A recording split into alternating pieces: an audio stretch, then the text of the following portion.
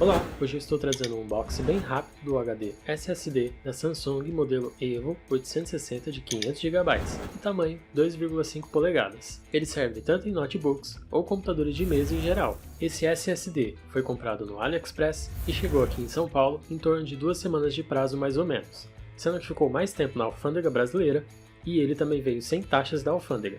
Nesse vídeo será apenas um unboxing dele e no próximo vídeo eu vou mostrar como usar os programas da Samsung para clonar o HD, facilitando assim a transferência de HD entre o antigo e o novo para você utilizar o seu Windows já com todas as configurações sem ter que formatar.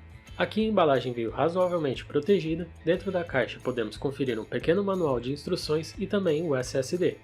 Em outros unboxings, o SSD vinha com CD de instalação da Samsung e também o cabo SATA já mais adequado para o melhor desempenho do SSD. Então tenha em mente que ao comprar o SSD de fora, no caso no AliExpress, possivelmente você vai ter que comprar o cabo SATA à parte e também baixar os instaladores do SSD direto no site da Samsung. A Samsung também, se eu não me engano, oferece cerca de 3 a 5 anos de garantia por esse modelo SSD. Como é uma compra de fora, não vai vir nota fiscal. Eu recomendo que você salve todos os comprovantes de compra do AliExpress para caso aconteça algum defeito de fabricação, mas essa marca e modelo são muito difíceis de isso acontecer. O processo de clonagem da SSD funcionou perfeitamente, como você vai poder conferir no meu próximo vídeo, e eu recomendo bem a compra desse SSD.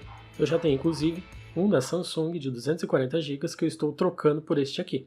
Caso você queira comprar esse tipo de modelo, eu vou deixar os links onde eu comprei ele mais barato na descrição do vídeo. Agora eu vou ficando por aqui. Se você for clonar o SSD, confere o vídeo no meu card acima, o tutorial está bem completo e é bem fácil de fazer.